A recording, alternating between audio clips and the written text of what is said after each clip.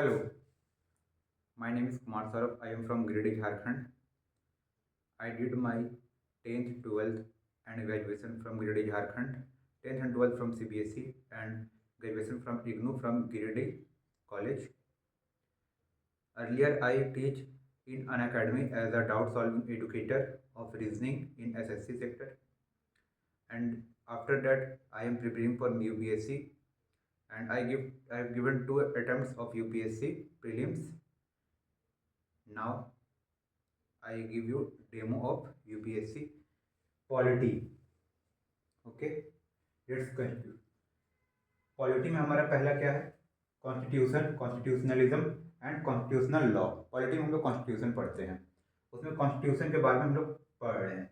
Constitution क्या है? Constitution is nothing but a single document which governs the nature of government and relationship between government and citizen.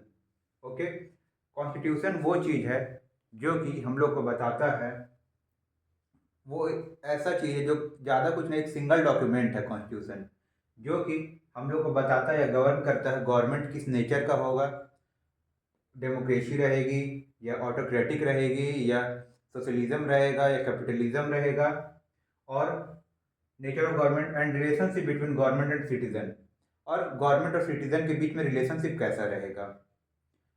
जैसे कि autocratic जो रहता है, जो डिक्टेटरशिप रहता है, उसमें हमारा रिलेशनशिप गवर्नमेंट और सिटीजन के बीच में अलग रहता है.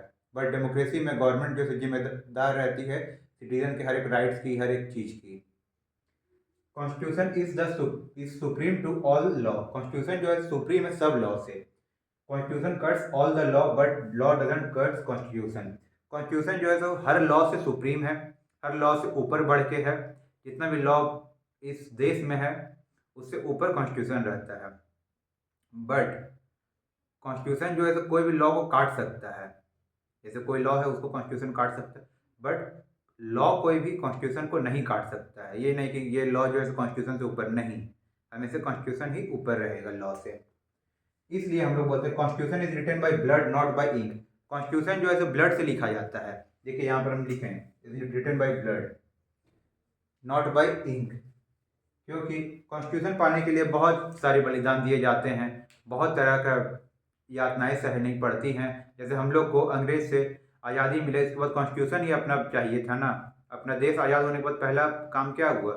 रिपब्लिक डे के पहले कॉन्स्टिट्यूशन लिखा गया. तो वो ब्लड के थ्रू लिखा जाता है. बहुत सारा सेक्रीफाइस दिए बहुत लोग, उसके थ्रू हम लोग का अपना पर्सनल कॉन्स्टिट्यूशन आया है इंडिया का, जिसके थ्रू इंडिया चल रहा है.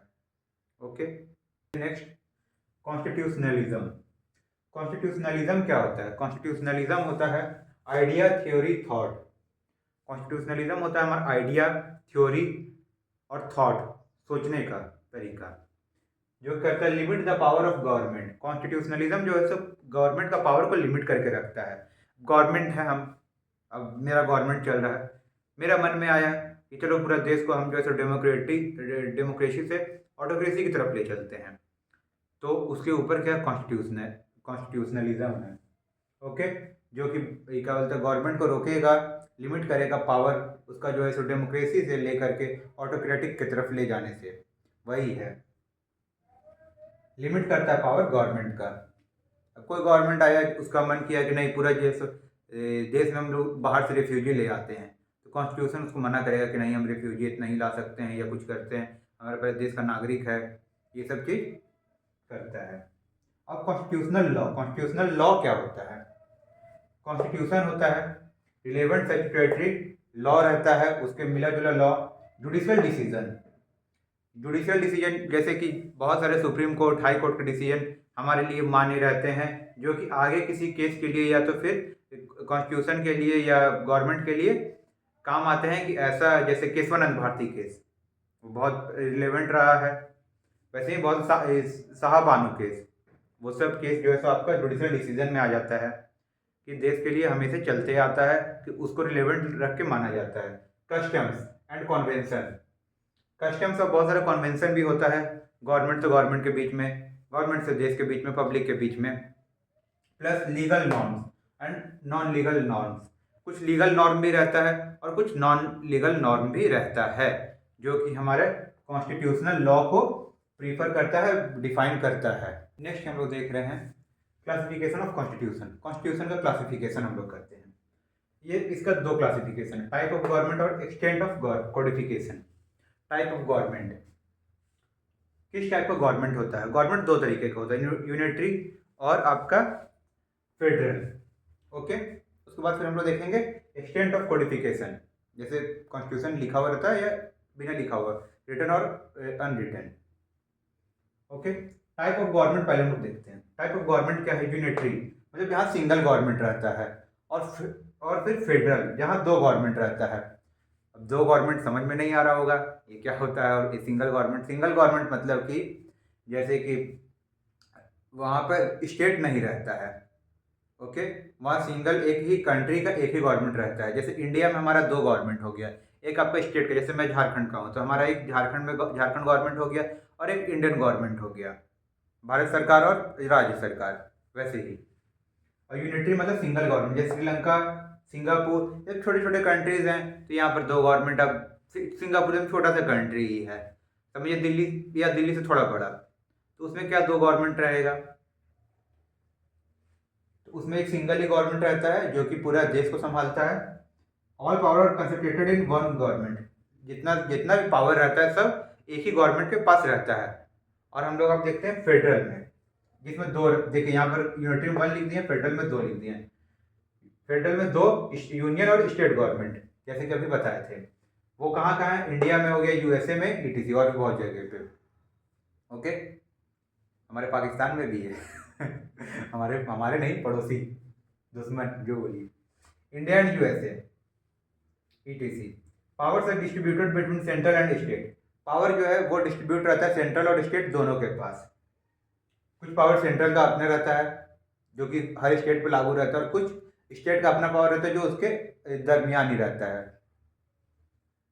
कॉम्प्लिकेटेड और लीगलिस्टिक रहता है, बहुत कॉम्प्लिकेटेड रहता है ये, और लीगलिस्टिक। हर स्टेट में अलग अलग नियम रहता है। जैसे सिक्किम में हमारा कसिनो अलाउ है, बट आपका दिल्ली में कसिनो अलाउ नहीं है। बिहार में हमारा लीकर पर बैन है, झारखंड में लीकर पर बैन नहीं है। अलग, तो थोड़ा कॉम्प्लिकेटेड रह जाता है, अलग अलग स्टेट का अलग अलग लॉ रहता है, और थोड़ा लीगलिटी थोड़ा ज़्यादा रहता है प्रोसीजर। इसमें जो सेंटर जो है सो यूनिटरी बाइस, इसमें दो तरीके, फेडरल में भी दो रहता है, यूनिटरी बाइस और फेडरल बाइस। यूनिटरी बाइस में सेंट्रल जो है सो स्टेट से ज़्यादा पावरफुल रहता है। जैसे इंडिया में सेंट्रल जो है सो स्टेट से ज़्यादा पावरफुल रहता है, क्योंकि एक देश का अलग अलग राज्य बनाया गया है, समझे? वो यूनिटरी बाइस रहता है, इंडिया इसका एग्जाम्पल है। और फेडरल बाइस में हो गया, स्टेट जो है सो सेंटर से ज़्यादा पावरफुल रहता है, अलग अलग राज्य मिलके स्टेट बनता है, छोटा छोटा अलग अलग राज्य मिलके। जैसे यूनाइटेड स्टेट ऑफ अमेरिका क्यों बोलते हैं? अलग अलग क्या बोलते हैं, स्टेट को यूनाइट करके एक अमेरिका देश बनाया गया है, इसलिए। देखेंगे एक्सटेंट ऑफ कोडिफिकेशन। कोडिफिकेशन के आधार पे कॉन्स्टिट्यूशन किस टाइप का रहता है? तो दो तरीके का रहता है, एक रहता है रिटेन और एक रहता है अनरिटेन। रिटेन में हमारा इंडिया का कॉन्स्टिट्यूशन आ गया, जो कि लिखा हुआ सबसे बड़ा लेंदी कॉन्स्टिट्यूशन, बहुत लेंदी माना जाता है, और है भी। अगर आप लोग देखें, पॉलिटी हम लोग पढ़ते हैं तो देखते ही हैं, बहुत लेंदी कॉन्स्टिट्यूशन है। और अनरिटन में हो गया यूके कॉन्स्टिट्यूशन, जो कि यूनाइटेड किंगडम, ब्रिटेन का कॉन्स्टिट्यूशन, यूनाइटेड किंगडम का कॉन्स्टिट्यूशन हो गया। रिटन कॉन्स्टिट्यूशन में क्या होता है? Written constitution is written down in the form of constitutional document. Written constitution जो है सो एक कॉन्स्टिट्यूशनल डॉक्यूमेंट के फॉर्म में एक जगह पर लिखा हुआ रहता है, पूरा कॉन्स्टिट्यूशन एक ही जगह पे। हमारे इंडियन कॉन्स्टिट्यूशन क्या है, इतना मोटा है, एक ही जगह पर लिखा हुआ रहता है, वो अलग अलग तो नहीं रहता है। इसमें कॉन्स्टिट्यूशन इज सुप्रीम, इसमें कॉन्स्टिट्यूशन जो है तो सुप्रीम रहता है, सबसे ऊपर हम लोग कॉन्स्टिट्यूशन को ही मानते हैं। हमारे देश में अगर किसी को पूजा जाता है तो सबसे पहले कॉन्स्टिट्यूशन को, कॉन्स्टिट्यूशन हमारे देश में सबसे ऊपर है, उसके बाद कोई नेता है, कोई प्रधानमंत्री है, कोई राष्ट्रपति है, वो सब अलग है, लेकिन सबसे ऊपर कॉन्स्टिट्यूशन है। पार्लियामेंट ये सब भी कॉन्स्टिट्यूशन के नीचे ही, कॉन्स्टिट्यूशन के आधार पर ही चलता है। और अनरिटेन जैसे यूके का हो गया, वो क्या है? This is also written but in different different document, not in one document. ये भी यूके कॉन्स्टिट्यूशन भी लिखा हुआ है, बट अलग अलग डॉक्यूमेंट में। अब जैसे हमारा, अगर हम सब्जेक्ट मान के चले जीएस का, तो जीएस का हमारा मेनली 4 सब्जेक्ट मान के चलते हैं, 4 पेपर है, तो लोग पेपर सब चारों पेपर अलग अलग रहता है, एक ही जगह तो नहीं रहता है। लेकिन इंडियन कॉन्स्टिट्यूशन जो है एक ही जगह रहता है, उसी टाइप का। लिखा हुआ है, बट अलग अलग जगह पे अलग अलग, कुछ कहीं कुछ कहीं कुछ कहीं करके, एक ही डॉक्यूमेंट में नहीं है। पार्लियामेंट इज सुप्रीम, यहाँ पर पार्लियामेंट सुप्रीम रहता है। यहाँ पर कॉन्स्टिट्यूशन से ऊपर पार्लियामेंट को माना जाता है। पार्लियामेंट का जो भी डिसीजन होता है उसको कॉन्स्टिट्यूशन ही माना जाता है। पार्लियामेंट अगर कोई चीज़ में कॉन्स्टिट्यूशन से अगर अलग जा रहा है तो वो आपका सही रहेगा। पार्लियामेंट वहाँ के लोग बैठ के जो डिसाइड कर लेंगे वो सही रहेगा, उसको ही कॉन्स्टिट्यूशन, उसी को सुप्रीम माना जाएगा। बट हमारे यहाँ कॉन्स्टिट्यूशन ऊपर रहता है। अगर कोई भी गवर्नमेंट अगर कुछ भी डिसीजन दे दिया और कॉन्स्टिट्यूशन के आधार पर नहीं है तो उसको हम लोग कोर्ट में जाके खारिज करवा सकते हैं, कुछ भी कर सकते हैं। यहाँ पर कॉन्स्टिट्यूशन के हिसाब से ही चलते हैं। बिना कॉन्स्टिट्यूशन के हिसाब से कुछ भी इधर उधर अगर कोई गवर्नमेंट कर रही है, कुछ भी कॉन्स्टिट्यूशन में के अलग के से हट के, वो जो है सो आपका लीगल नहीं वैलिड होता है, कॉन्स्टिट्यूशन के आधार पे होता है। वो जुडिशियल रिव्यू में जाके वो ख़त्म भी हो सकता है। इसलिए हमारे यहाँ पे कॉन्स्टिट्यूशन को सुप्रीम माना गया है इंडिया में, और जहाँ पर भी ऐसा रिटन कॉन्स्टिट्यूशन रहता है वहाँ पर। Okay, thank you.